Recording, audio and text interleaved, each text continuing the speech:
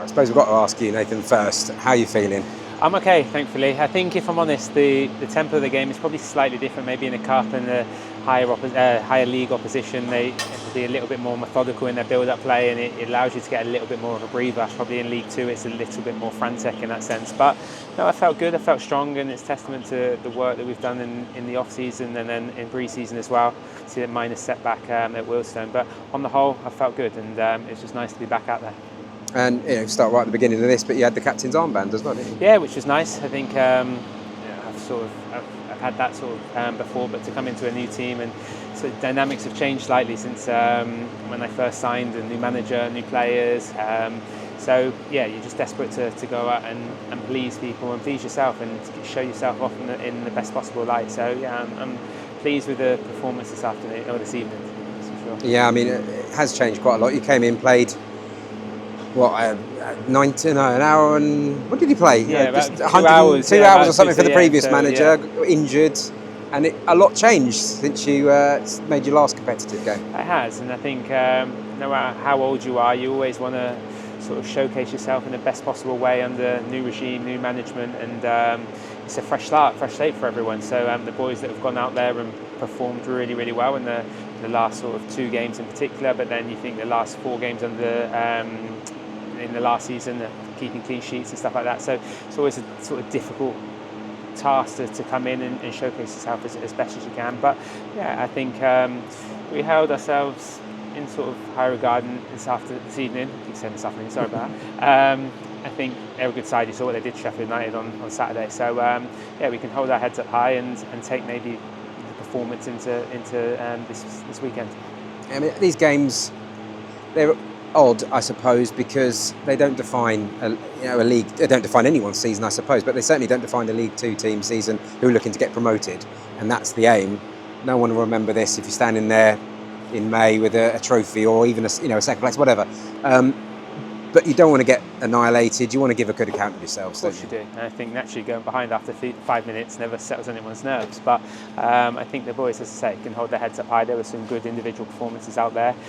Disappointing that we didn't take chances when they come about. You saw a ruthlessness from them that when they get their chances, they end up in the back of the net, and that's what you see as the higher up the league you go. They switch off for that split second, like we do at a corner or a throw in, and unfortunately, it ends up conceding 2 goals from, I think it was 2 shots on target. I just heard them saying there, so it is disappointing in that sense. But yeah, there's a lot we can take from it. I thought the press and out of possession stuff, especially in the first half, was really sort of was spot on, and we got that nailed after maybe 10 minutes. But yeah, a lot to learn, a lot to work on, but there's some positives, that's for sure.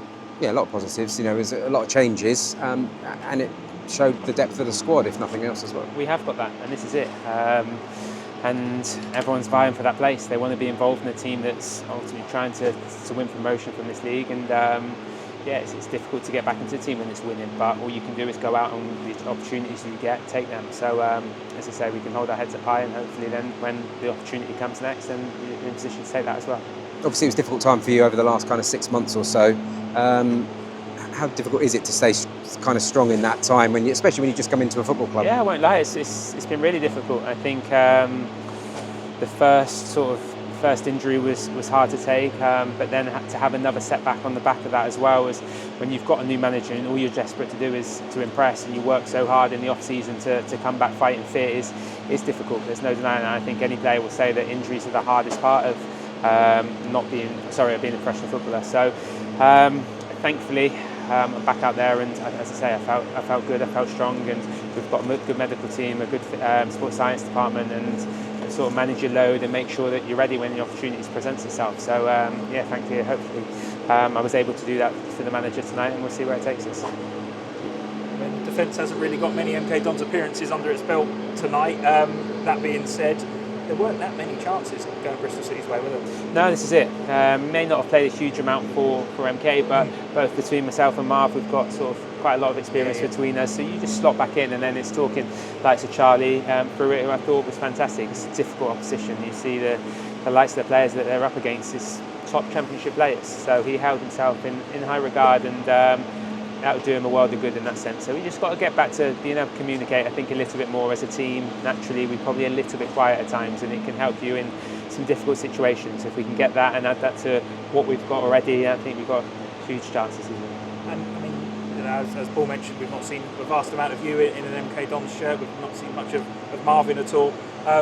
But that looked like it was a decent relationship between you foremen already. Yeah, I think so. As I say, we've got the experience so that we can sort of fall back on that. But I know Marv's strengths. I played against him multiple times. You know that he's an athletic, strong, so you can leave him 1v1 and you can sort of press high up the pitch and know that if he's sort of balls played over the top, 9 times out of 10 he's probably going to get there first, and that gives you confidence as a team and as a player playing alongside him. So yeah, it's a huge benefit in that sense. And you mentioned Charlie there. I mean, playing alongside you two, like you mentioned, you've got hundreds of games between you. You can only stand him in good stead. But how good do you think he can be? He can be anything he wants. I think naturally he's got so many good qualities in terms of his physicality. He's aggressive in the air and lovely left foot, and you see him in the pre-season run, he's always at the top. So yeah, he's got huge fundamentals that can take him a long way. I think naturally when you're a youngster, all you focus on is yourself and your own performance, and the talking and that sort of thing of others and putting others in position comes later on down the line. But if you can add that to in game, it just helps him so much.